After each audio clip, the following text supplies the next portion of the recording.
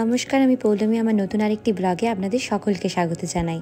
আমার মেয়ের স্কুল ছুটি হয়ে গেছে, মেয়েকে নিতে এসেছিলাম। মেয়েকে পিক আপ করে নিয়েছি। এখন মা মেয়ের আলোচনার বিষয় হলো বাড়ি ফিরে আজকে স্পেশাল মেনু কি আছে। চলুন মেয়েকে জিজ্ঞেস করি ও আজকে কি খেতে চায়। মাম্মাম আজকে কি স্পেশাল খাবে বলে ফেলো। মামা এটা আলু চপ বানাবে? আলুর চপ তো ঝাল হয় মাম্মা, আলুর চপে ঝাল দিলে খেতে পারবে? মামা আমি তো চাল খাই। হ্যাঁ, তা অবশ্য ঠিক। ফুচকা আর আলুর চপ এইসব দিলে তুমি ঝাল খেয়েই নাও।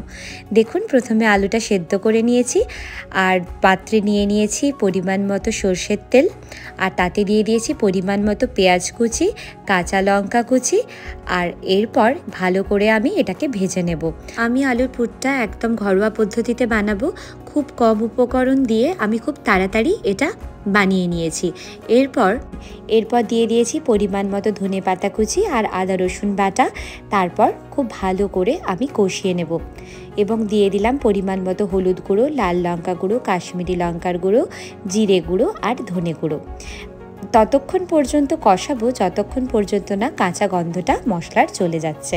দেখুন আমার মশলা তেল ছেড়ে দিয়েছে, মোটামুটি ভাজা হয়ে এসেছে। এবার দিয়ে দিলাম পরিমাণ মতো গরম মশলা গুঁড়ো আর দিলাম এভারেস্টের মিট মশলা। এই মিট মশলা দিলে আলুর চপের স্বাদটা পুরো দোকানের মতো হবে। দিয়ে দিলাম পরিমাণ মতো নুন আর দিয়ে দেব সামান্য কিন্তু পরিমাণ মতো চিনি। এরপর ভালো করে নেড়ে চেড়ে মশলাটাকে কষিয়ে নেব। আমি আগেই বলেছিলাম আমি আলুটাকে তো সেদ্ধ করে রেখেছি, তো সেটা আমি পরে অ্যাড করব। এরপর দিয়ে দেব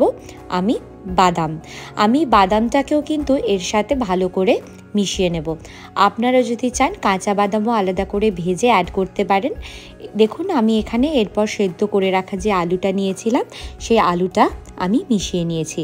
এরপর ভালো করে নেড়ে চেড়ে আলুটাকে মশলার সাথে মিশিয়ে নেব এবং আমার আলুর চপের পুর কিন্তু একদম রেডি হয়ে যাবে। মামা হলো তোমার, আর কত দেরি?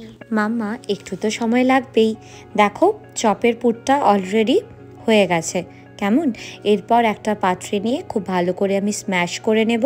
মামা একটু টেস্ট করতে দেবে? ঝাল লাগবে না তো তোমার? জল লাগলে জল খেয়ে দেবো। আচ্ছা ঠিক আছে, একটু টেস্ট করতে পারো। কেমন? আমি তোমায় দিচ্ছি, দাঁড়াও। এরপর একটি পাত্রে নিয়ে নিয়েছি পরিমাণ মতো বেসন। এবার বেসনটা ফাটিয়ে নেওয়ার পালা। আমি বেসন ফাটানোর সময় তার মধ্যে দিয়ে দিয়েছি সামান্য একটু খাওয়ার সোডা, আর দিয়েছি পরিমাণ মতো নুন, পরিমাণ মতো চিনি, আর দিয়েছি সামান্য গরম করে রাখা সাদা তেল। আর আমি কিন্তু বেসনটাকে ফেটিয়ে নেব বরফের সাহায্যে, এবং আপনারা চাইলে কিন্তু জলটা ফ্রিজে রেখে সেই ঠান্ডা হয়ে যাওয়া জলও ব্যবহার করতে পারেন। তাহলে কিন্তু চপটা দারুণ মুচমুচে হবে এবং খুব ভালো হবে। এবং আমি তাতে অ্যাড করেছি পরিমাণ মতো হলুদ গুঁড়ো, লাল লঙ্কার গুঁড়ো আর কাশ্মীরি লঙ্কার গুঁড়ো এই বেসনের মধ্যে। এরপর ভালো করে বেসনটাকে ফেটিয়ে নিয়েছি। এরপর আলুর চপটাকে তৈরি করে নেব। আমি একটা প্লাস্টিকের মধ্যে সর্ষের তেল মাখিয়ে তার উপর হাতের সাহায্যে চেপে চেপে একটা গোলাকৃতি দিয়েছি চপের। আপনারা যেরকম আকৃতি পছন্দ করেন সেরকম দিতে পারেন।